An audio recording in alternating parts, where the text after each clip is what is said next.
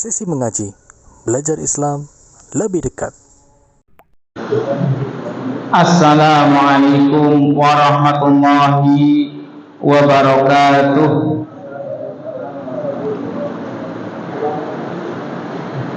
Alhamdulillah, assalatu wassalamu ala rasulillah wa ala alihi wa ashabihi wa tabi'in wa man tabi'ahum bi ihsanin ila yaumil qiyamah. Qala Allah ta'ala ya ayyuhalladzina amanu taqullaha haqqa tuqatih wa la tamutunna illa wa antum muslimun. Amma ba'd. Alhamdulillah, puji syukur kepada Allah Subhanahu wa ta'ala atas semua nikmat yang Allah limpahkan kepada kita. Nikmat sehat sehingga kita bisa melangkahkan kaki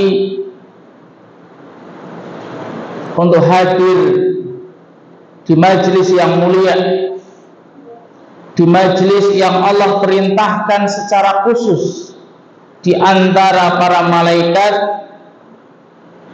untuk hadir di majelis ilmu. Allah perintahkan makhluknya, binatang, untuk mendoakan siapapun yang hadir di majelis ilmu, sehingga seseorang yang paling disukai oleh makhluk Allah sampai binatang adalah para penuntut ilmu. Nikmat yang sangat besar, sehingga apapun kesibukan kita, hendaknya kita mengetahui ada keutamaan yang begitu besar yang kita rela meninggalkan kesibukan-kesibukan kita untuk mendapatkan sesuatu yang besar sekali, yaitu ilmu. Dengan ilmu tersebut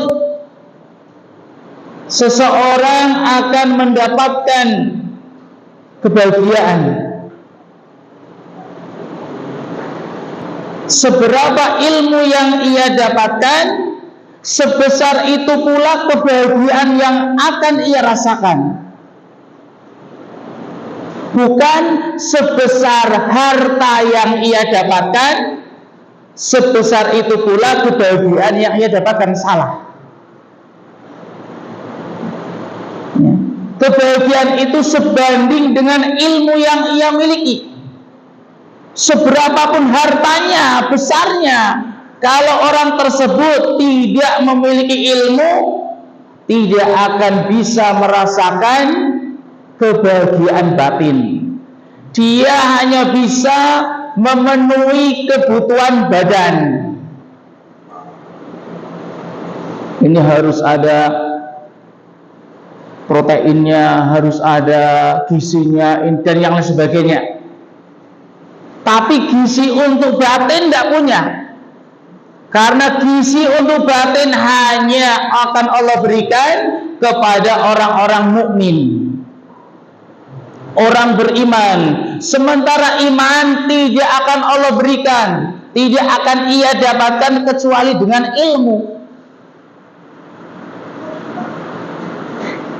Dengan ilmu syar'i. Sehingga dengan iman tersebut Allah akan menjanjikan siapapun masuk ke dalam surga dengan imannya. Asal imannya tidak hilang, imannya masih tersisa, Allah menjanjikan surga. Alhamdulillah, Allah berikan nikmat yang begitu besar kepada kita. Allah mudahkan langkah kita menuju majelis ilmu dengan berbagai macam ujian yang dihadapi oleh masing-masing jamaah, yang dihadapi oleh ustadznya juga, karena minggu depan tidak bisa. Qadarullah, alhamdulillah sekarang bisa. Nikmat dari Allah Subhanahu wa ta'ala.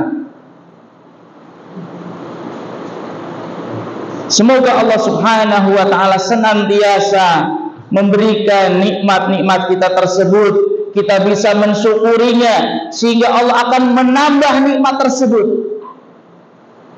bukan menjadi hamba yang kufur nikmat.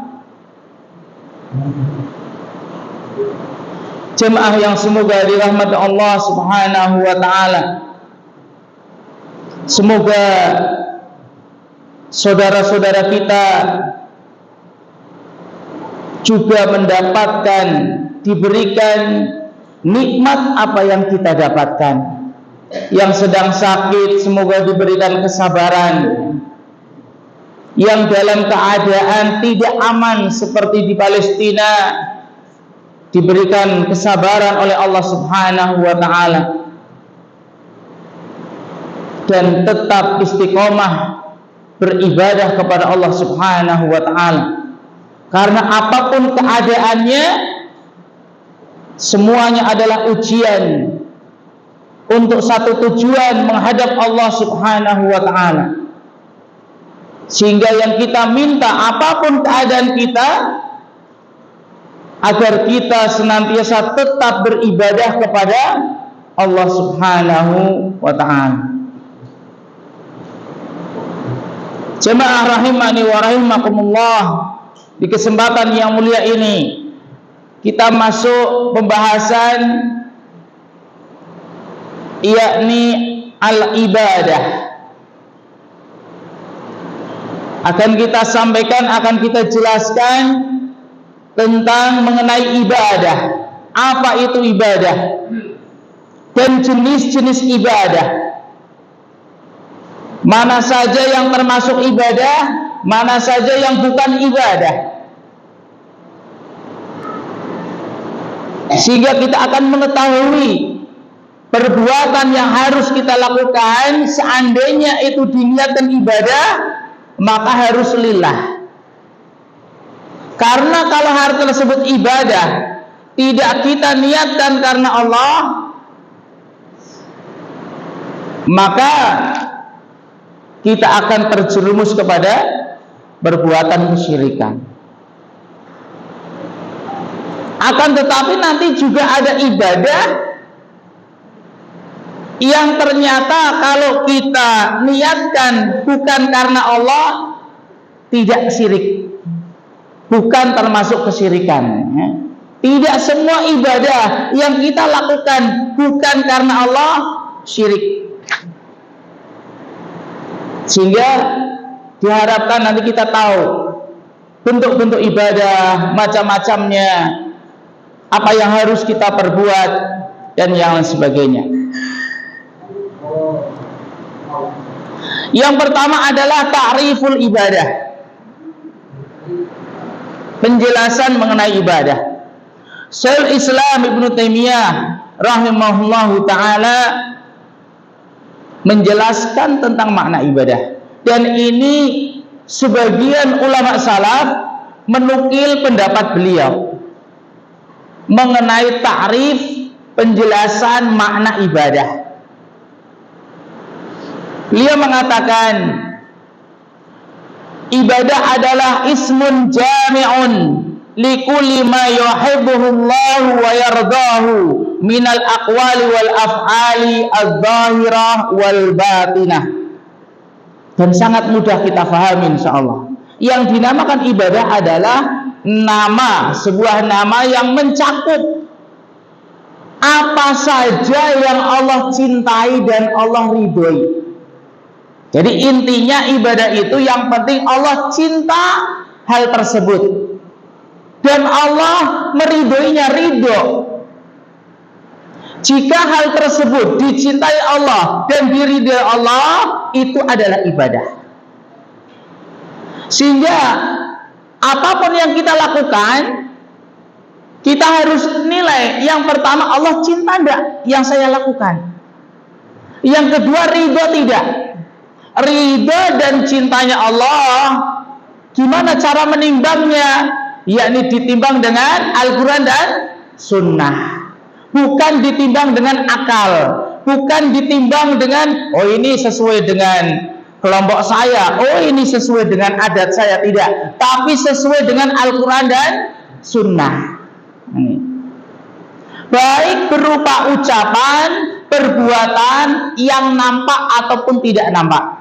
Jadi ibadah itu kadang-kadang tidak nampak. Tidak semua ibadah itu nampak. Bahkan ibadah yang paling penting adalah ibadah yang tersembunyi di dalam hati. Semua ibadah zahir itu bergantung kepada ibadah hati. Ini apa? Keikhlasan. Sehingga kadang-kadang kita tidak usah menilai ataupun menilai seorang hanya zahirnya saja. Oh, masya Allah ibadahnya. Oh, sedekahnya besar sekali. Oh, ini bangun masjid besar sekali beserta tanahnya, misalnya. Kemudian kita berkecil hati, jangan. Karena justru yang terbesar adalah ibadah hati yang akan nanti kita jelaskan.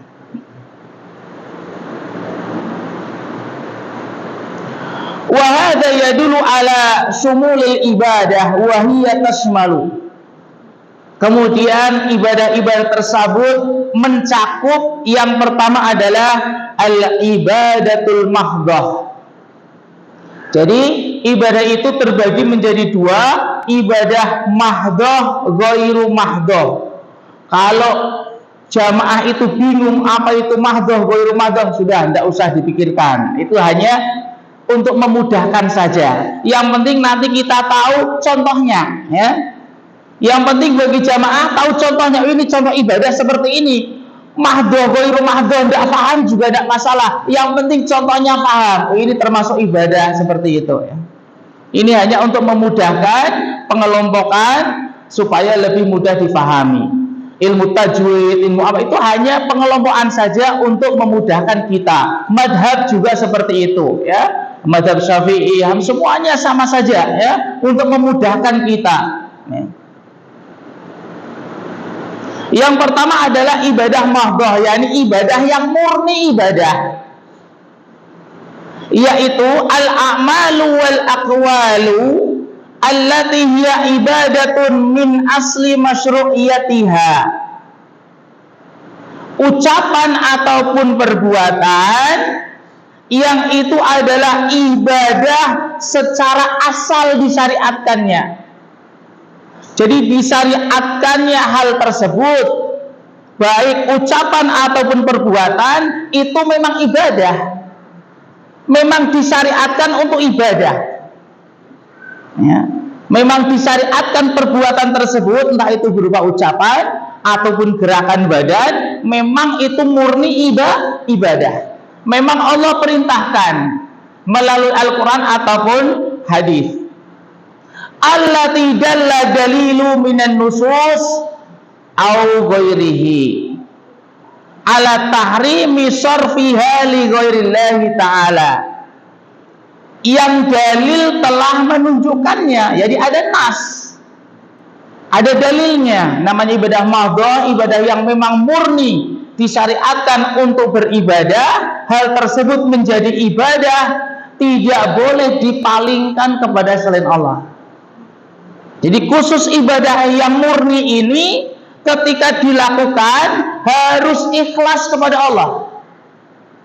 Karena memang perbuatan tersebut diperintahkan untuk ibadah, bukan untuk hal duniawi, memang untuk akhirat, memang untuk beribadah kepada Allah. Sehingga tidak boleh tujuannya untuk selain Allah, tujuannya untuk hal dunia, mendapatkan harta, harus lillahi ta'ala. Dan ini juga terbagi, ya, terbagi lagi, ya, ibadah mahdhah ini terbagi lagi, yakni ibadah qalbiyah Kemudian ibadah qauliyah, ada ibadah badaniyah. Ini yang ibadah mahdhah terbagi lagi. Ini juga hanya untuk memudahkan. Yang pertama yang termasuk ibadah qalbiyah. Ibadah hati, qalb, hati ya. Ada yang namanya qaulul qalbi atau i'tiqadiyah. Nah, ini yang pertama, justru diletakkan yang paling awal adalah ibadah yang berupa keyakinan. Bukan sholat, bukan zakat, tapi benar-benar keyakinan itu diletakkan di awal sebagai pondasinya. Yakni apa? I'tiqadun, keyakinan annahu la rabba illallah.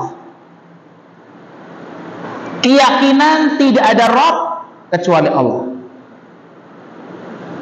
Tidak ada yang menciptakan. Dulu sudah kita jelaskan makna Rabb ya, makna rububiyah, tauhid rububiyah.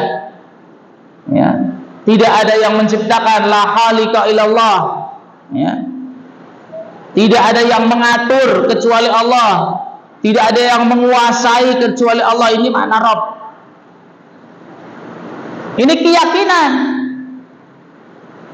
Wa annahu la ahada yastahiqu ayyabuda siwahu.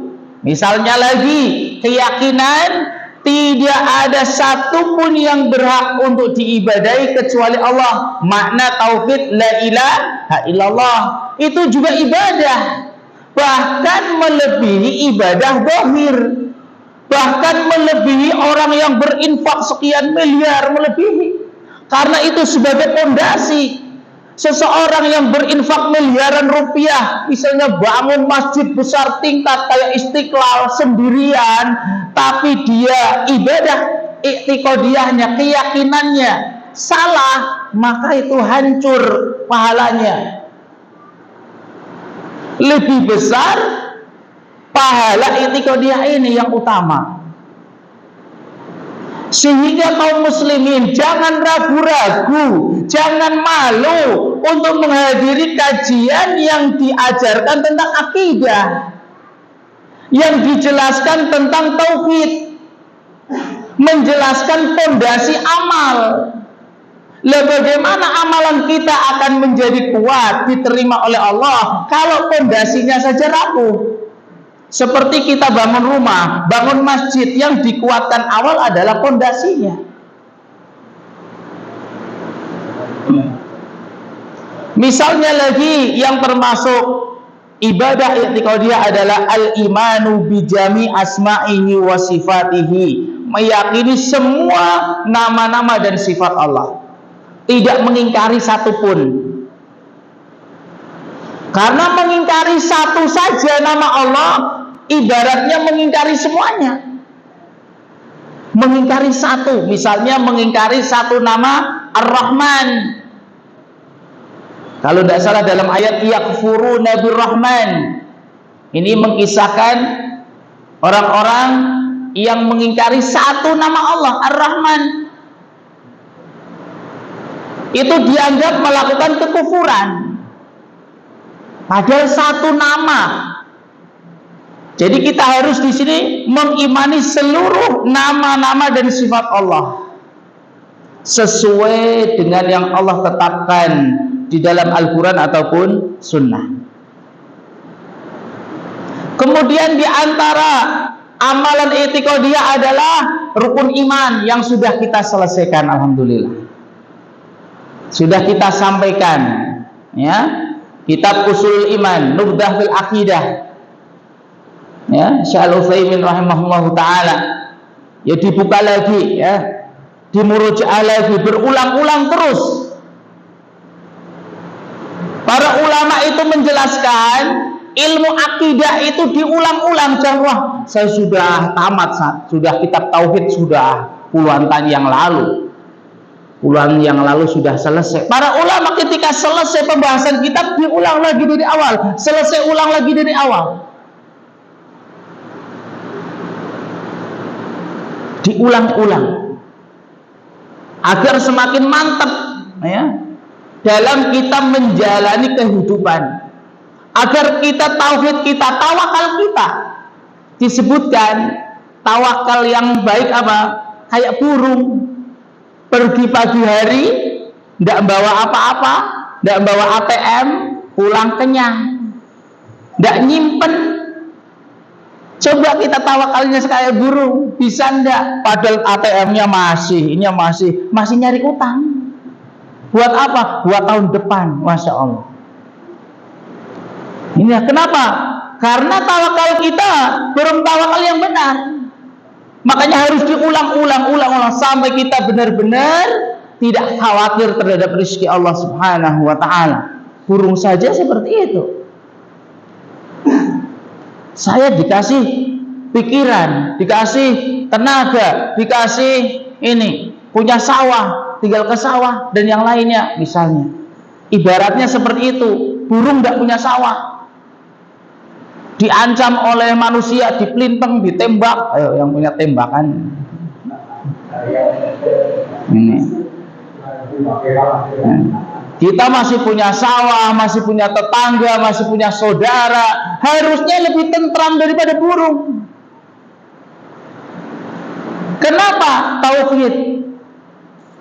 Ulang-ulang terus belajar tentang akidah.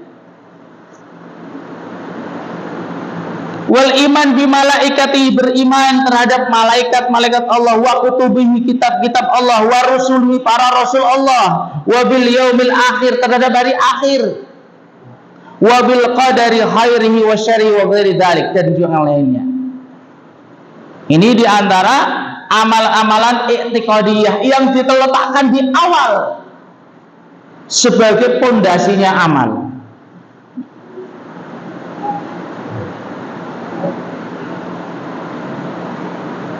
Dan macam-macam tersebut tidaklah Allah memerintahkan untuk meyakininya kecuali untuk ibadah.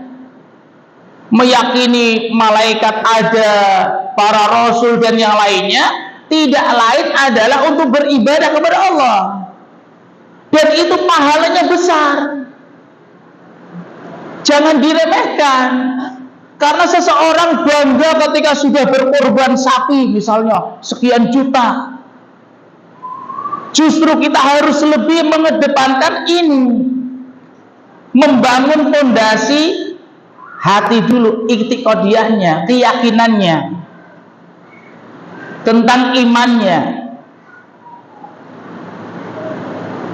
Kemudian yang kedua adalah amalul qalb. Yang tadi adalah amal i'tiqadiyah, keyakinan, sekarang amal qalb. Ya. Jadi ibadah qalbiyah ada dua. Yang tadi berupa keyakinan. Yang kedua amalan. Jadi hati itu punya amalan, diantaranya misalnya al-ikhlas. Ya, kita harus ikhlas kepada Allah lillahi ta'ala. Nah itu amalan, bukan i'tiqadiyah, karena ikhlas bukan keyakinan. Kalau yang pertama berupa keyakinan, iman, rukun iman. Yang kedua ini berupa amalan, ikhlas contohnya. Wa mahabbatullah, cinta kepada Allah. Bagaimana kita tidak mencintai Allah? Di antara sekian calon apa ya? Calon bayi ya. Sperma itu kan ribuan ini ya. Kita dipilih oleh Allah. Kemudian dibentuk dengan yang sempurna. Dikirim para pelayan, orang tua ya, dokter yang ngurusi kita. Lahir juga diurusi, dukun bayi ya, bukan dukun itu ya, dukun bayi. Jadi tidak semua dukun itu salah. Nah, dukun bayi, masya Allah, ini harus kita berterima kasih pada para dukun, tapi dukun bayi ya, bukan dukun yang kesyirikan. Waraja li thawabihi, raja berharap ya, mengharap pahala, itu juga ibadah. Wal khauf min iqabihi, takut kepada siksa Allah, dapat pahala. Bahkan ada orang yang mengatakan, atau apa ya, dulu anak pernah, kamu jangan belajar. Lah kenapa? tambah takut nanti. Ini salah, ini salah. Jangan belajar tentang akhirat atau jangan cerita tentang kuburan, kematian, tambah takut. Padahal ketakutan itu adalah ibadah. Orang yang takut kepada Allah, Allah kasih pahala, bahkan pahalanya besar. Dikisahkan ada seseorang yang berwasiat. Biasanya kalau wasiat kan harta ini. Ini wasiatnya apa? Kalau bapak meninggal nanti dibakar. Padahal kaum muslimin kan diperintahkan untuk dikubur. Ini dibakar. Lah kenapa? Karena saya takut nanti kalau dibangkitkan saya punya dosa. Jadi minta dibakar itu gara-gara punya ketakutan kepada Allah yang sangat. Walaupun salah. Tapi kesalahannya dengan ketakutannya yang sangat kepada Allah yang itu ibadah, justru mengalahkan kesalahannya. Dengan ketakutannya tersebut Allah mengampuninya, mengampuni kesalahannya. Yang apa? Berwasiat untuk dibakar. Karena itu cara yang salah, tapi dimaafkan oleh Allah Subhanahu wa ta'ala. Jadi semakin kita takut kepada Allah, mengingat akhirat, mengingat nerakanya Allah, sehingga kita beribadah kepada Allah, itu adalah ibadah yang sangat besar. Tawakal kepada Allah, sabar ya, sabar melakukan perintah Allah yang umahat, sabar masak ya. Kalau dia niatkan karena memenuhi perintah Allah, sudah. Bapak-bapak yang bekerja niatannya lillahi ta'ala ya. Diniatkan untuk memenuhi perintah Allah Subhanahu wa ta'ala, sabar. Jadi kesabarannya bukan kerjaannya. Baru sabarnya saja dinilai pahala, belum lagi kerjaannya. Ini yang pertama, ibadah qalbiyah. Yang kedua, al-ibadah qauliyah. Ibadah berupa ucapan. Wa minha, di antaranya adalah an-nutqu bi kalimatit tauhid, mengucapkan kalimat tauhid, la ilaha illallah, la ilaha illallah, la ilaha illallah ya. Bertahlil, bertahmid, wa qiraatul Quran, baca Quran, wa zikrullah, mengingat Allah dimanapun ya. Sambil naik motor, subhanallah, subhanallah, alhamdulillah, seperti itu. Walaupun hanya sebentar, nanti berhenti, ingat lagi, tentram. Mengingat Allah dimanapun itu tentram. Daripada berhayal naik motor sambil berhayal, aduh, kalau saja ini ganti mobil enak, tidak kepanasan. Ya tidak apa-apa, berdoa, ya Allah berilah saya supaya diberikan mobil. Jangan menghayal, lebih baik berdoa, berdoa ibadah.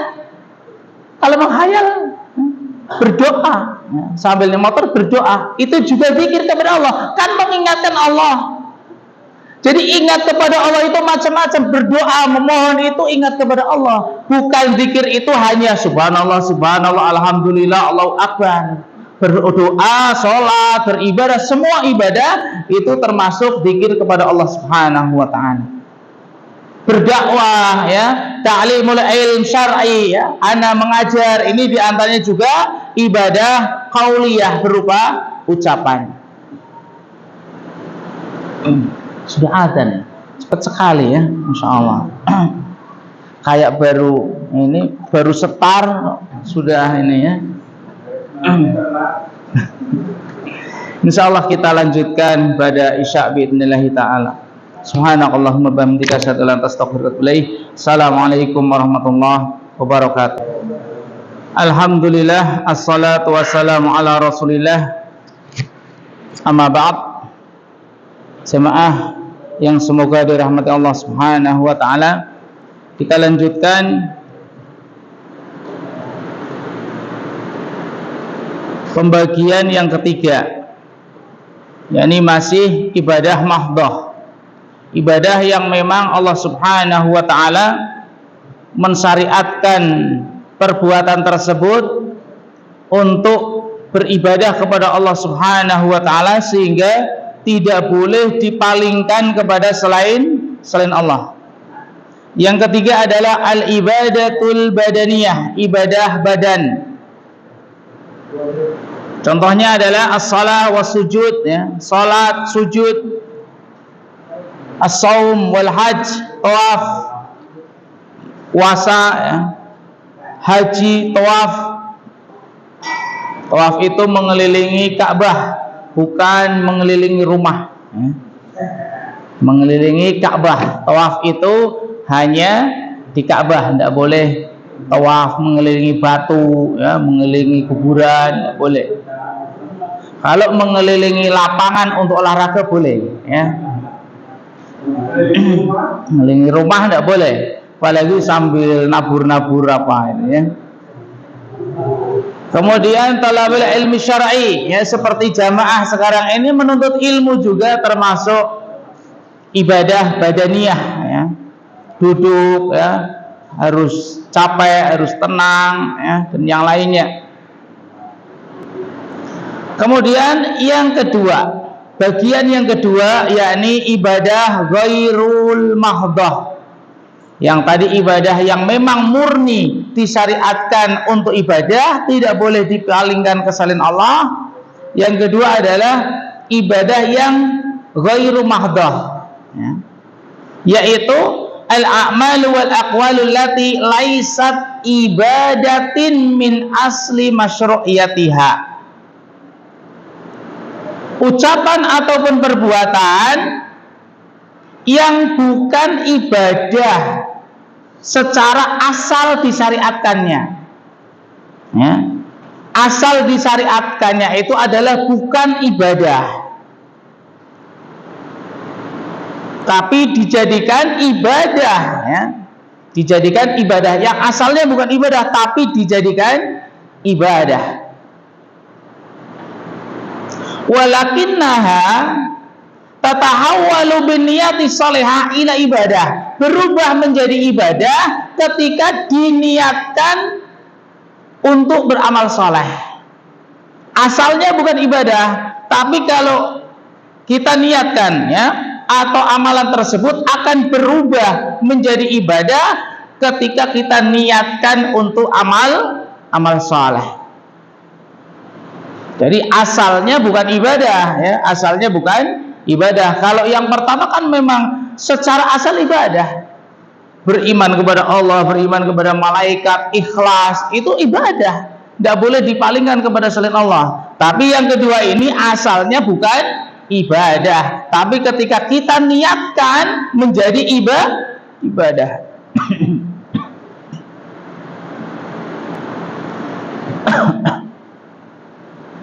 Kelompok yang pertama yang merupakan ibadah ghairu mahdhah, yang asalnya itu bukan ibadah, adalah fi'lul wajibati wal mandubat, yang wajib dan sunnah atau anjuran, ya. Ibadah-ibadah allati laisat fil asli minal ibadah, yang asalnya itu bukan ibadah. Contohnya apa? Nafkah. Contohnya nafkah kepada kita, ya, ala zaujah, al aulad, ya. Nafkah kepada istri, kepada anak, qada udain, nyaur utang, ya, wazawajul wajib, ya, nikah yang wajib, wal mandub, nikah yang mustahab, ya. Kemudian pinjam meminjam, memberi hadiah, birrul walidain, ya, berbakti kepada orang tua, ikramud dhaif, memuliakan tamu, ya. Itu asalnya bukan ibadah, tapi diperintahkan oleh Allah Subhanahu wa taala. Ketika kita menjadikan birrul walidain, kemudian mencari nafkah, itu kita niatkan beramal soleh, maka menjadi ibadah. Ya. Tapi kalau niatnya bukan untuk ibadah, ya bukan ibadah, tidak jadi ibadah. Tapi hukumnya wajib, diperintahkan oleh Allah. Tapi diniatkan bukan untuk ibadah, ya dia tidak dapat pahala. Ya. Memberi nafkah kepada anak itu adalah diperintahkan oleh Allah. Kalau kita niatkan untuk amal sholat ibadah menjadi ibadah, tapi kalau kita niatnya bukan untuk ibadah, tidak jadi ibadah dan tidak berdosa, tapi tidak dapat pahala, hanya dapat capek bekerja. Ini ya. Jadi beda dengan yang mahdoh. Kalau dia niatkan bukan karena Allah, tidak boleh, berdosa. Tapi kalau ini niatnya bukan karena Allah, tidak dapat pahala, tapi harus dikerjakan karena hukumnya wajib.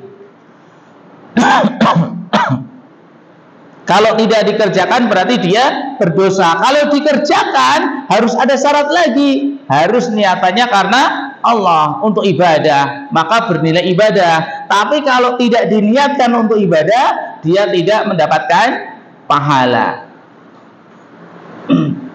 Seperti seorang laki-laki yang bekerja ya, dan yang lainnya. Fa'idha fa'alal muslim, apabila seorang muslim melakukan hadhil wajibati wal mandubati mubtagian bidzalika wajh Allah, tujuannya untuk melihat wajah Allah, untuk mencari wajah Allah. Karena apa kok mencari wajah Allah? Bukan mencari bidadari di surga.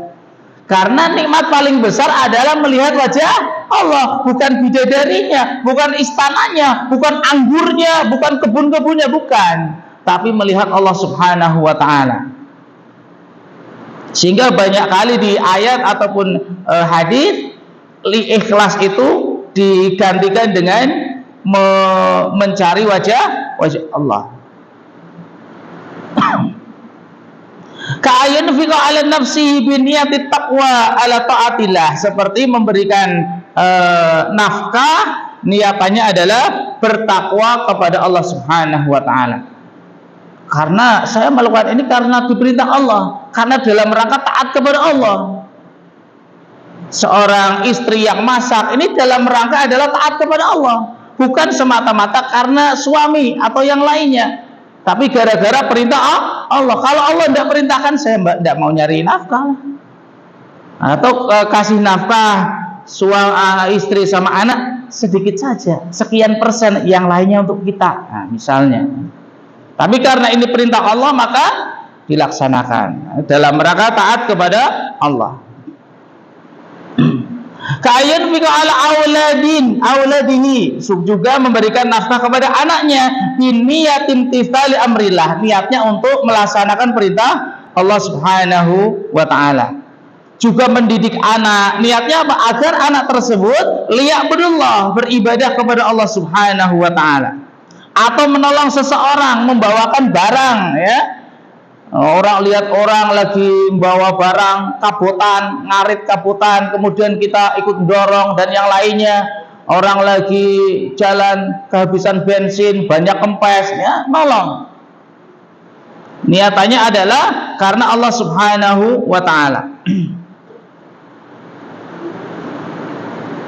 Maka jika hal tersebut diniatkan mubtagian bidzalika wajh Allah, niatnya untuk mencari wajah Allah, maka hal tersebut semuanya adalah ibadah.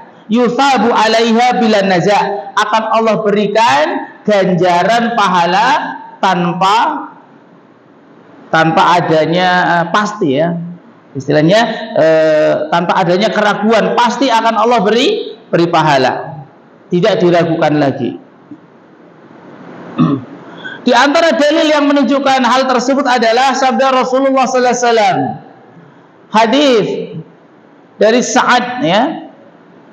Abu Sa'id, namanya Sa'id ibni Malik ibni Sinan Al-Khudri radhiyallahu an.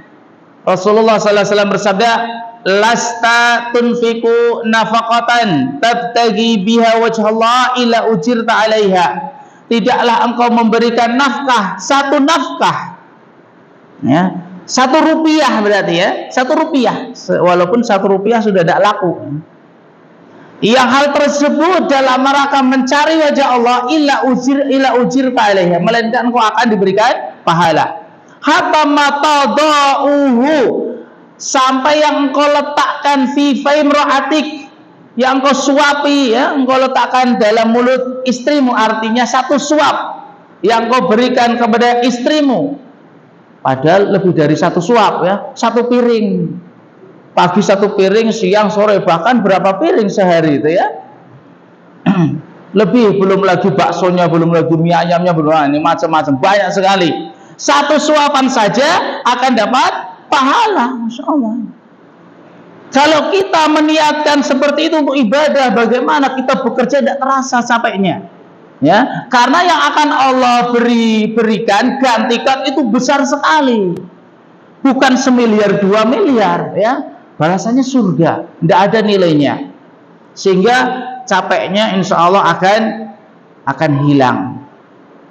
Juga qauluhu alaihi salatu wassalam fi hadits Abi Mas'ud Al-Badri, Rasulullah sallallahu alaihi wasallam bersabda, innal muslima idza anfaqa ala ahli nafaqatan, apabila memberikan infak satu nafkah, wa huwa yahtasibuha kanat lahu shadaqah, maka kalau dia niatkan mengharap pahala Allah akan bernilai sedekah. Jadi seorang suami itu sebenarnya sedekah setiap hari, sehingga kalau seorang suami ikut sholat Jumat, aduh mau ngisi ndak ada, 2000 saja ndak ada. Kalian tuh setiap hari infak kepada keluarganya. Istilahnya jangan berkecil hati. Jadi sisi sedekah itu banyak sekali. Bahkan disebutkan dalam hadis, kita membaca tahmid, tahlil, takbir itu sedekah ya. Bahkan sampai berhubungan dengan suami istri sedekah, maka banyak-banyak sedekah. Muttafaqun alaih, hadis riwayat Imam Bukhari wa Muslim.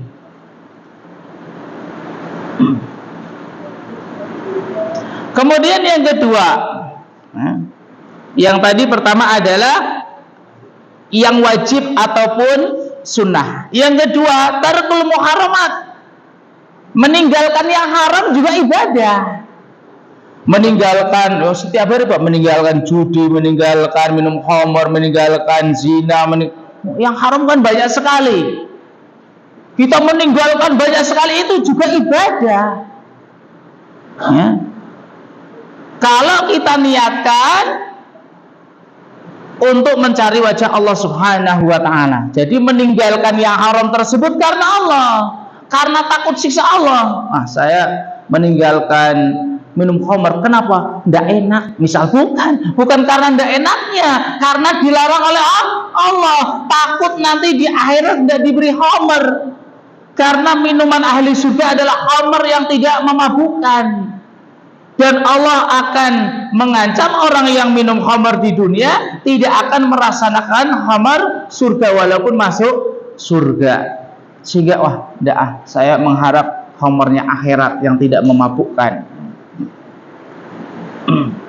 Ini diantaranya. Jadi meninggalkan yang haram pun mendapatkan pahala. Misalnya meninggalkan riba ya, meninggalkan itu bang toyul katanya ini ya. Tarkus sarakah, tidak mencuri, apalagi ini musim mangga, musim rambutan, waduh musim panas lagi, panas-panas rambutan ini, tetangga yang lainnya belum buah, ini buah sendiri, aduh ya. Sampai-sampai kemarin anak-anak yang di rumah sakit itu ke belakang rumah sakit, kok ada rambutan orang ini. Tiba-tiba ada yang di bawah itu 3. Masya Allah ya.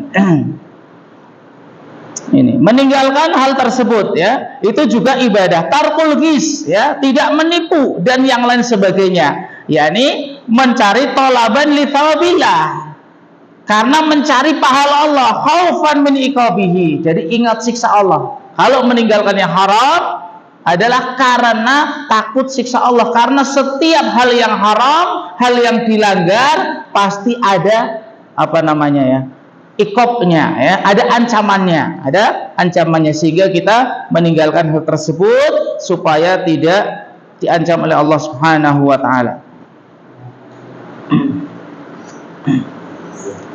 Kemudian yang ketiga, yang terakhir ya, kita singkat aja, fi'lul mubahat. Ternyata ibadah itu juga melakukan hal-hal yang mubah. Hal yang tadi yang wajib, kemudian meninggalkan yang haram. Yang ketiga adalah melakukan yang mubah. Mubah itu kan dapat pahala dan tidak, ya. Dilakukan ataupun tidak dilakukan tidak berdosa. Tetapi kalau ibtigha'a wajhillah, tujuannya untuk mencari wajah Allah, maka bernilai pahala. Contohnya apa? Tidur. Nah, yang senang tidur itu ya. Tapi senangnya tidur ini adalah mencari wajah Allah. Tujuannya ibadah. Kalau dia bangun tambah kuat, ya. Tambah supaya nanti bangun kerjaannya tambah sregep. Bukan tidur banyak ketika bangun tambah lemes. Nah, ini salah, ya. Jadi tujuannya tidur itu untuk mengistirahatkan badan, bangun seger, ibadahnya tambah sregep, gitu ya. Bukan bangun tambah tidur lagi, gitu ya. Wal aklu, makan, masya Allah, menjadikan makan itu ibadah. Wal bai' wasyara, jual beli. Alhamdulillah saya sebagai penjual juga pembeli, ya. Penjual dan pembeli. Ini kalau niatannya karena untuk mencari wajah Allah, bernilai pahala, ya. Dan yang lain sebagainya, ya. Fahadil asya wa ma yasbahuha, dan yang semisalnya fil asli mubahatun, secara hukum asal adalah mubah. Fa idza nawal muslim, apabila seorang muslim meniatkan bi fi'liha at-taqwa biha, niatannya untuk takwa dengan hal tersebut, ala taatillah, untuk taat kepada Allah, maka itu bernilai ibadah. Karena dzalika ibadatan yusabu 'alaiha, yang Allah Subhanahu wa taala akan memberikan pahala. Dalilnya yakni qaul Mu'adz bin Jabal lamma qala lahu Abu Musa al-Asy'ari, ketika Abu Musa al-Asy'ari bertanya kepadanya, kaifa taqra'ul Qur'an, bagaimana engkau membaca Al-Qur'an? Ya, Mu'adz menjawab, anamu awalul lail, saya tidur di awal malam. Ya, ketika sholat Isya selesai tidur. Fa aqumu wa qad qadaitu hisbi, kemudian aku bangun, aku telah menyelesaikan satu bagian minan naum, yakni apa? Tidur. Fa aqra'u ma kataballahu li, kemudian aku membaca Al-Qur'an sesuai yang aku mampu, ya. Fa ahtasibu naumati kama ahtasibu qaumati, ya. Dan aku berharap tidurku yang pertama itu sebagaimana aku membaca Quran yang kedua.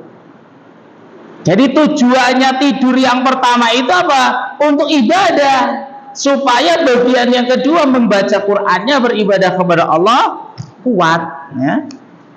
Jadi agar niatannya kepada Allah Subhanahu wa ta'ala. Sehingga apa? Kesimpulannya, anal ibadah tasmalu hayatal insani kullih. Nah, hayatul insanu kulluha. Sehingga ibadah itu mencakup kehidupan manusia seluruhnya. Karena sampai hal yang mubah saja itu bernilai ibadah. Ketika apa? Ketika kita niatkan untuk mencari wajah Allah Subhanahu wa ta'ala, ya. Jadi semua aktivitas kita, baik dari tidur, saat bangun tidur sampai tidur lagi, kalau kita niatkan untuk Allah, maka bernilai ibadah, ya. Maka beruntunglah orang yang mengerti hal ini, memahami akan makna ibadah yang sebenarnya. Dan ini tujuan Allah Subhanahu wa ta'ala akan adanya kita di dunia. Allah Subhanahu wa ta'ala berfirman, wa ma khalaqtul jinna wal insa illa liya'budun, tidaklah aku menciptakan jin dan manusia melainkan agar jin dan manusia beribadah kepadaku. Dan kehidupan kita sebenarnya adalah ujian, ya. Kita itu sebenarnya dalam rangka ujian. Allah Subhanahu wa ta'ala berfirman, alladzi khalaqal mauta wal hayata liyabluwakum ayyukum ahsanu amala. Allah yang menciptakan kematian dan kehidupan, ya, yang mematikan dan menghidupkan. Liyabluwakum, untuk apa? Untuk menguji kalian. Ayyukum, siapa di antara kalian ahsanu amala, yang amalannya paling baik. Maksudnya apa? Akhlasa, yang lebih ikhlas, wa aswab, lebih benar, lebih sesuai dengan tuntunan Rasulullah sallallahu alaihi wasallam. Yang paling baik amalannya itu adalah ikhlas wal mutabaah, ikhlas lillahi ta'ala, mencari wajah Allah dan sesuai dengan tuntunan Rasulullah sallallahu alaihi wasallam. Maka kesimpulannya, faqulu aqilin, semua orang yang berakal, minastaqalaini, dari manusia dan jin, mundu ayat lugha, dari mulai dia balik, ila ayyamuta, sampai dia meninggal dunia, fahuwa fi halimtihani waqtibar, dia berada dalam keadaan ujian semuanya. Sampai meninggal itu kita dalam rangka ujian. Siapa di antara kita yang paling baik amalannya, paling ikhlas karena Allah dan sesuai dengan tuntunan Rasulullah sallallahu alaihi wasallam.